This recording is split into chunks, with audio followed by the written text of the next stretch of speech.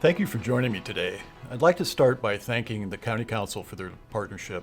Chair Wright, Vice Chair Dunn, Council Members Naring, Lowe, and Mead. I appreciate your leadership and your willingness to work with us as we do what is best for our residents. I also want to thank Auditor Fell, Treasurer Sullivan, Assessor Helly, Sheriff Fortney, Clerk Percy, and Prosecuting Attorney Cornell. Your collaboration with the rest of county government makes things run much more smoothly. I want to thank Judge Weiss, Judge Fair, and the other judges of the Superior and District Courts. Serving the law and justice needs of our community is a weighty job. Snohomish County is built on a foundation inspired by grit, determination, partnerships, and innovation.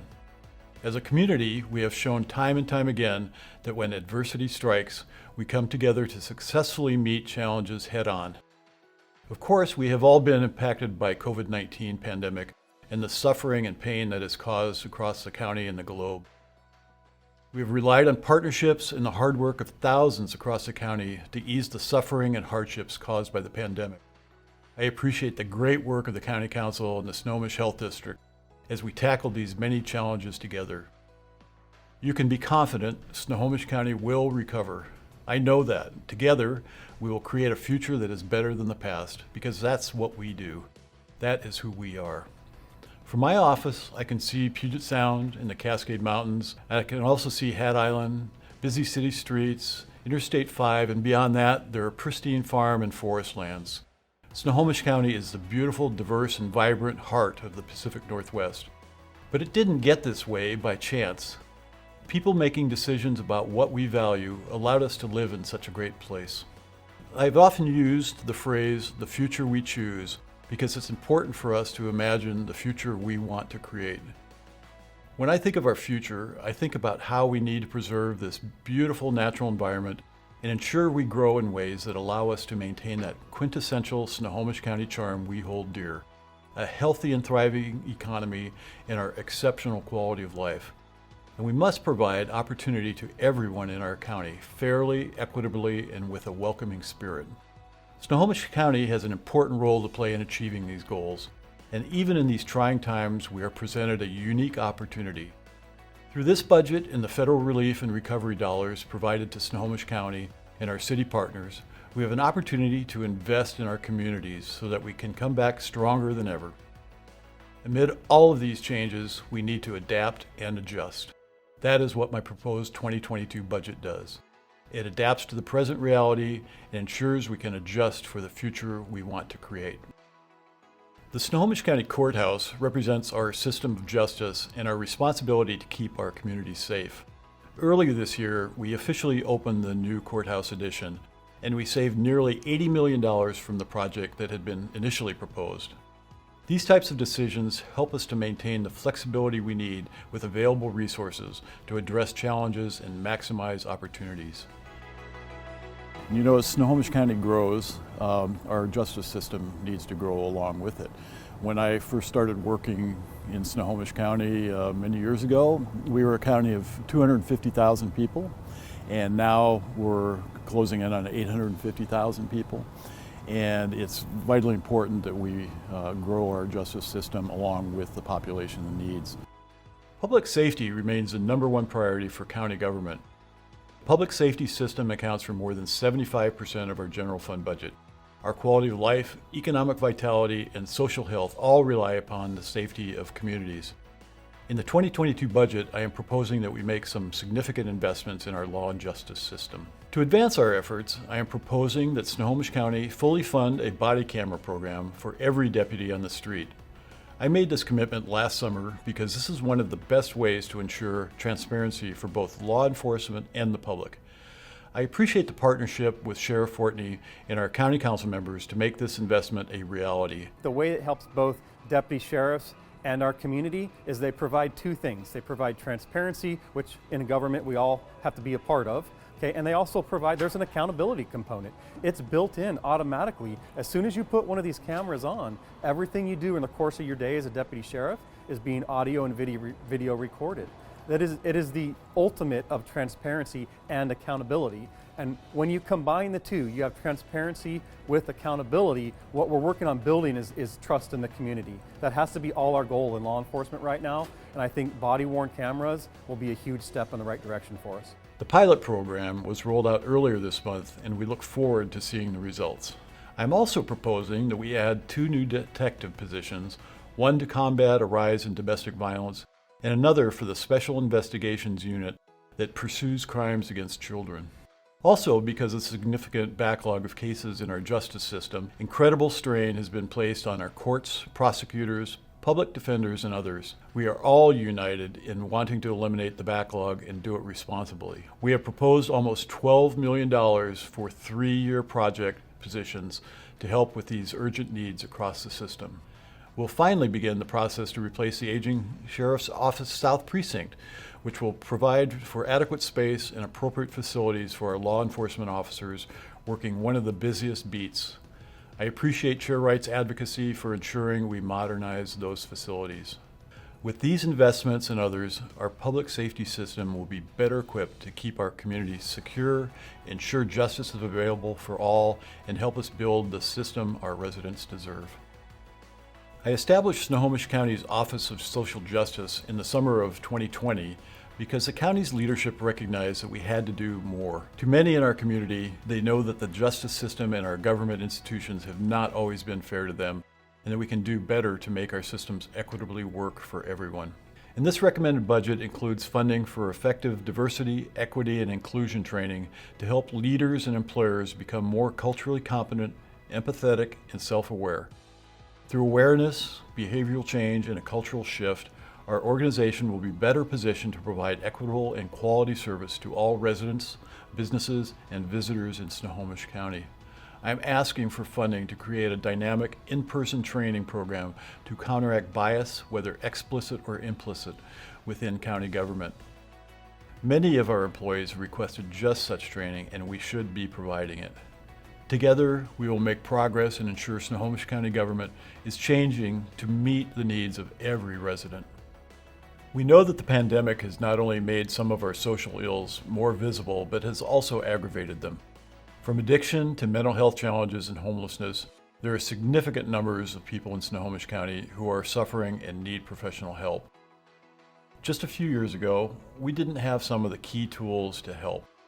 Now, with support from partners across the region and state, we can do more to help those who have addiction and mental health challenges. We established embedded social worker programs across the county where we partner with law enforcement to ensure they have skilled professionals to help them with interacting with those experiencing homelessness or mental health challenges. And when someone is ready to get help, they can be taken to our diversion center where people who are living on the streets or in the woods can get immediate shelter and help. Next to the diversion center is the new Carnegie Resource Center. This building has been sitting unused for years and has now been repurposed to provide one-stop services for people needing assistance. The Carnegie Center provides access to a wide range of services, including help finding a job, finding more permanent housing, receiving treatment referrals, and many other options for getting healthy. It's the perfect place for a resource center to help people that are suffering from addiction, mental health issues. Many of the folks you might see on the street that are homeless. It really provides a one-stop shop for all the types of help and assistance that they might need. We have never had enough behavioral health facilities in the county, but we are finally making progress. This summer, we opened 32 beds for substance abuse and mental health treatment at the Denny Justice Center. Providence has also opened a new facility providing additional capacity, and the city of Linwood is proposing another. I want the county to partner with Linwood to build this facility by providing $3 million from our 2022 budget. I am proud to have worked with the County Council Chair Stephanie Wright in helping to make this a reality. Housing is a critical need across all income levels in the county. The housing crisis is another one of our challenges that has only gotten worse during the pandemic. Prices continue to go up and many more people are on the verge of losing their home. I am proposing $10 million for creating long-term shelter and housing options in Everett, in North, South, and East County. This is an opportunity for us to partner with the state and cities to leverage available federal funding to provide a significant increase in shelters. We should not allow people to suffer with homelessness when we can do something about it. These facilities would also be used for cold weather, heat, smoke, and other similar emergencies. Snohomish County will also continue to invest in early childhood learning because everyone deserves a decent start in life. Studies have shown that giving kids a jump start on their education increases their educational attainment and success in life. I'm grateful to Councilmember Mead for being such a strong supporter for early educational programs, both in the legislature and now in the County Council. All of the data that we have on education, not just in our communities, but nationwide and worldwide, supports the idea that the investment in a child's brain development between the years of 0 and 8 really create the direction they're going to be going for the rest of their lives. And that trajectory is something that we as a government can really help impact in a positive way with a significant investment in early learning. We still have more work to do, but we have made significant progress in building the infrastructure and programs to relieve suffering, reduce homelessness, and protect the livability of our community. The Port of Everett and Snohomish County's Paine-Field Airport are two of the major drivers of our region's and state's economy. Their infrastructure makes our region the aerospace capital of the world. But the pandemic has been hard on the aerospace industry and our ports. Paine-Field has a nearly $60 billion yearly economic impact, more than any other airport in the state, and we must continue to upgrade and maintain those facilities. I'm proposing that we make capital investments in airport infrastructure to further strengthen this job-creating asset.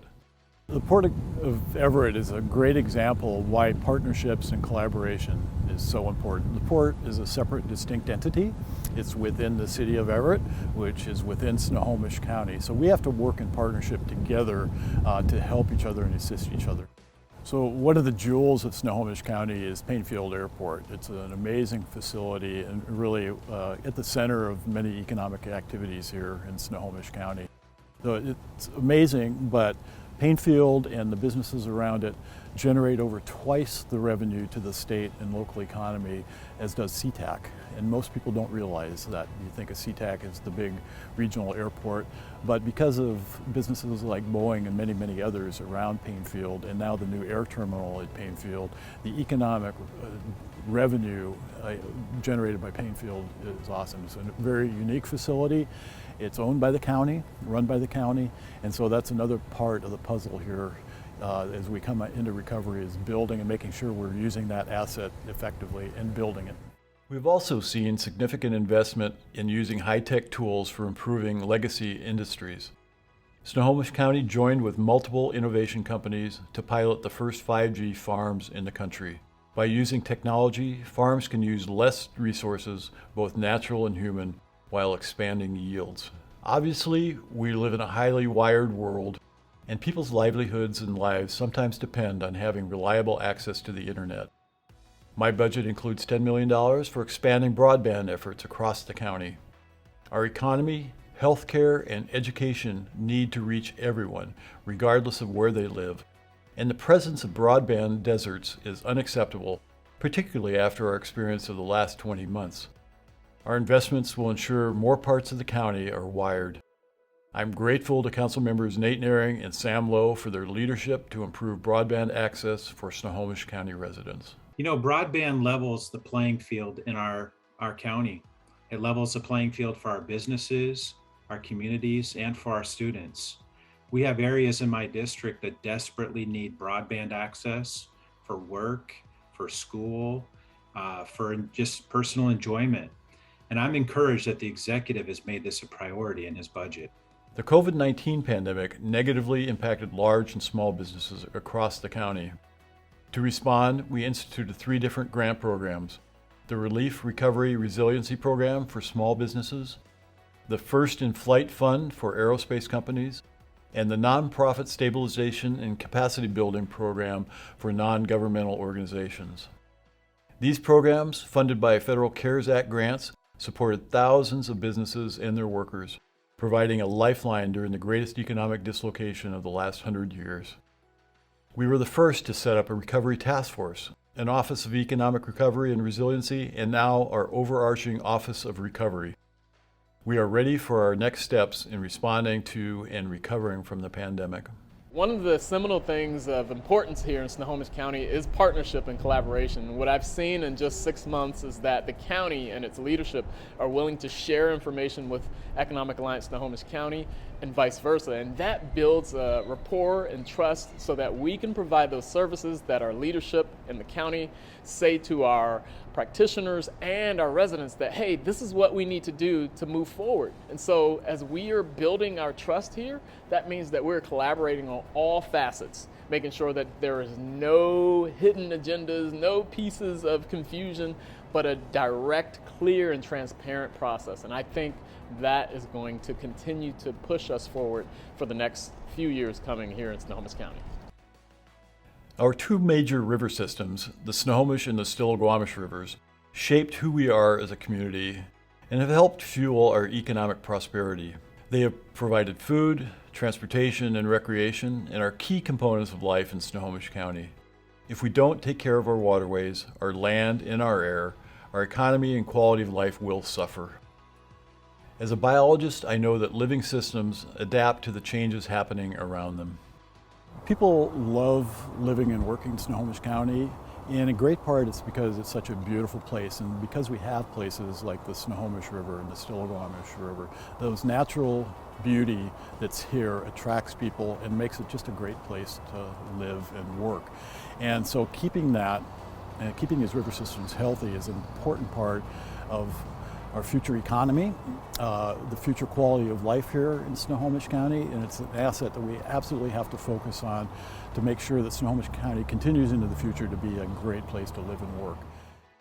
I'm grateful to County Council Member Megan Dunn, who has provided great ideas and energy for achieving our environmental sustainability goals. Climate change is our biggest threat long term to Snohomish County, and we really see the human toll. We saw it a lot last year with unsafe air quality days due to smoke, forest fires in the eastern part of our county, drought, water quality issues, habitat loss for salmon. So the county's response has been to really help build sustainability and also remove barriers so solutions are available to everyone. Some of the programs that I'm excited about include potentially new financing programs for retrofitting and energy upgrades, 5G programs for farmers and data tracking to save water, and also building up our energy infrastructure with charging stations and electric vehicles. We now need to take the next important strategic step in our efforts. Today, I'd like to announce the Snohomish County Environmental Stewardship Strategy. This will be a broad-based effort, combining our many environmental initiatives and programs with one strategic framework. So thank you for joining me to talk about Snohomish County's proposed 2022 budget. It has now been delivered to the Snohomish County Council for their deliberations, and my team and I look forward to working collaboratively with them on making these important strategic investments. While we continue to face significant challenges, I know that Snohomish County's best years are still ahead of us.